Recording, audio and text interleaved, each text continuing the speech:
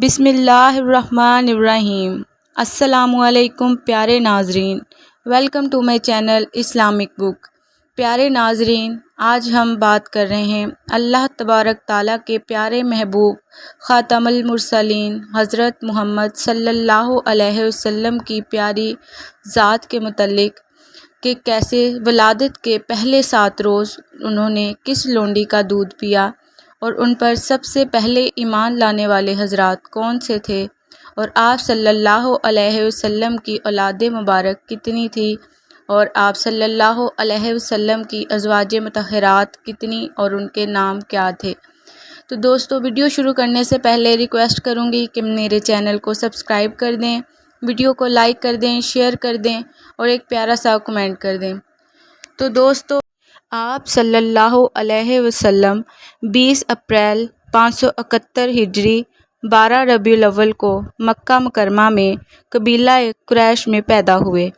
آپ صلی اللہ علیہ وسلم کے والد عبداللہ وفات پا چکے تھے، اس لیے پرورش آپ صلی اللہ علیہ وسلم کے دادا عبدالمطلب نے کی۔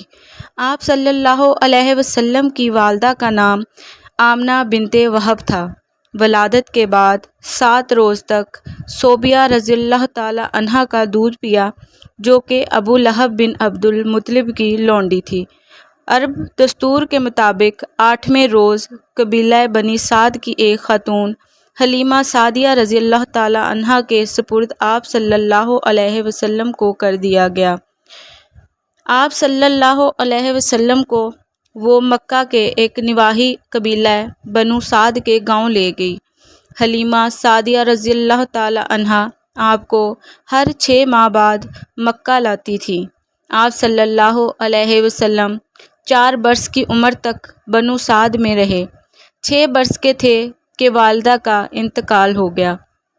بعد ازاں پرورش اور تربیت پہلے دادا عبدالمطلب نے کی، اور جب 8 برس کے ہو گئے تو دادا بھی وفات پا گئے۔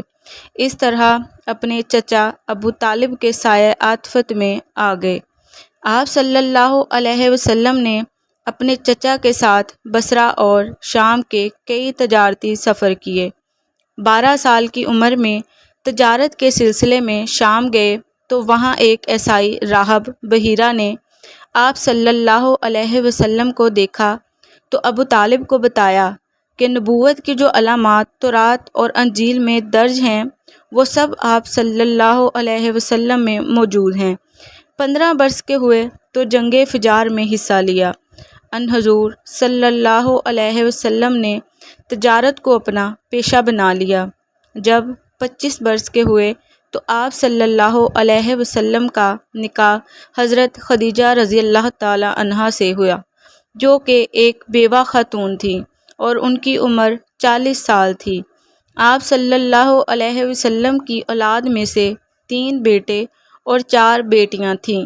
حضرت خدیجہ رضی اللہ تعالی عنہا کے بطن سے یہ سبھی بچے پیدا ہوئے تھے۔ آپ صلی اللہ علیہ وسلم بہت دیانتدار اور امین تھے۔ جب آپ صلی اللہ علیہ وسلم 40 برس کے ہوئے تو ایک دن حسب معمول مکہ کے قریب واقع غار حرا میں عبادت کر رہے تھے کہ اللہ تعالیٰ نے فرشتے جبرائیل علیہ السلام کی وساطت سے آپ صلی اللہ علیہ وسلم کو نبوت کے منصب پر سرفراز فرمایا۔ فرشتے نے آپ صلی اللہ علیہ وسلم سے کہا کہ اقرأ بسم ربک الذی خلق، یعنی پڑھ اپنے رب کے نام سے جس نے ہر شے کو پیدا کیا اور انسان کو جمے ہوئے خون سے پیدا کیا۔ اس طرح سورہ علق کی یہ آیات پہلی وحی تھی۔ آپ صلی اللہ علیہ وسلم کی نبوت پر سب سے پہلے حضرت ابوبکر صدیق رضی اللہ تعالی عنہ، حضرت خدیجہ رضی اللہ تعالی عنہ، حضرت زید بن حارث رضی اللہ تعالی عنہ، حضرت علی رضی اللہ تعالی عنہ، حضرت عفان بن عثمان بن عفان رضی اللہ تعالی عنہ اور سعد بن ابی وقاص رضی اللہ تعالی عنہ، طلحہ بن عبید اللہ رضی اللہ تعالی عنہ، عبد الرحمن بن عوف رضی اللہ تعالی عنہ، ابو عبیدہ بن جراح رضی اللہ تعالی عنہ اور حضرت زبیر بن عوام رضی اللہ تعالی عنہ ایمان لائے۔ آپ صلی اللہ علیہ وسلم نے جب اسلام کی تبلیغ شروع کی تو مکہ کے قریش نے اس کی مخالفت کی اور مسلمانوں پر ظلم و تشدد کرنا شروع کر دیا۔ اس کے نتیجے میں چند مسلمان ہجرت کر کے حبشہ چلے گئے۔ بعد ازاں ان حضور صلی اللہ علیہ وسلم نے بھی حضرت ابو بکر صدیق رضی اللہ تعالی عنہ کے ہمراہ مدینہ کی جانب ہجرت کی۔ یہ واقعہ 622 عیسوی میں پیش آیا۔ مدینہ پہنچنے سے پہلے آپ صلی اللہ علیہ وسلم نے قباء کے مقام پر قیام کیا اور وہاں مسجد قباء کی بنیاد رکھی، جو کہ مسلمانوں کی پہلی مسجد تھی۔ بعد ازاں مدینہ پہنچ کر آپ صلی اللہ علیہ وسلم نے حضرت ابو ایوب انصاری رضی اللہ تعالی عنہ کے گھر پر قیام کیا۔ آپ صلی اللہ علیہ وسلم نے مہاجرین اور انصار میں رشتہ مواخات قائم کر دیا۔ اس طرح دور رسالت میں ان حضور صلی اللہ علیہ وسلم کی قیادت میں مدینہ کی مسلم ریاست کی بنیاد رکھی گئی۔ ان حضور صلی اللہ علیہ وسلم سیرت و کردار کا ایک اعلیٰ نمونہ تھے۔ آپ صلی اللہ علیہ وسلم بیک وقت ایک بے مثال قائد، بلند پایہ، منتظم اور بہادر سپہ سالار تھے۔ آپ صلی اللہ علیہ وسلم کی قیادت میں مسلمانوں نے نہ صرف کفار مکہ کو شکست دے کر 8 ہجری میں مکہ فتح کر لیا، بلکہ اس سے پہلے اور بعد میں دیگر کئی قبائل کو اپنا متی بنایا۔ آپ صلی اللہ علیہ وسلم کی قیادت میں ہونے والے غزوات میں غزوہ بدر، غزوہ احد، غزوہ خندق، غزوہ خیبر اور غزوہ حنین نمایاں تھے۔ ان حضور صلی اللہ علیہ وسلم نے 10 ہجری میں حج بیت اللہ ادا کیا، جو کہ حجۃ الوداع کہلاتا ہے۔ اس حج کے دوران 1,24,000 صحابہ کرام رضی اللہ تعالی عنہ موجود تھے، جن میں سے 40,000 آپ صلی اللہ علیہ وسلم کے ہمراہ تھے اور آپ صلی اللہ علیہ وسلم کی عمر اس وقت 63 سال تھی۔ آپ صلی اللہ علیہ وسلم کو اسی حجرے میں سپرد خاک کیا گیا جس میں آپ صلی اللہ علیہ وسلم کی وفات ہوئی تھی۔ آپ صلی اللہ علیہ وسلم کا روضہ مبارک مسجد نبوی کے اندر واقع ہے۔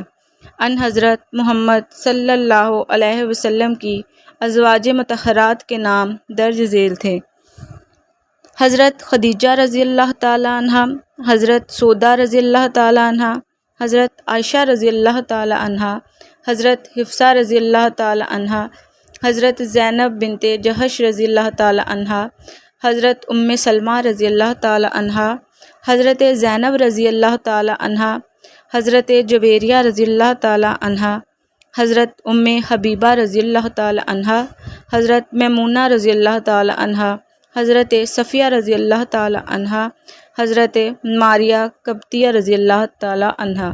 ان حضور صلی اللہ علیہ وسلم کی اولاد کی متفق علیہ تعداد 6 ہے، جن میں سے 2 بیٹے ابراہیم رضی اللہ تعالی عنہ اور قاسم رضی اللہ تعالی عنہ، اور 4 بیٹیاں رقیہ رضی اللہ تعالی عنہ، ام کلثوم رضی اللہ تعالی عنہ، زینب رضی اللہ تعالی عنہ اور حضرت فاطمہ الزہرا رضی اللہ تعالی عنہ شامل ہیں۔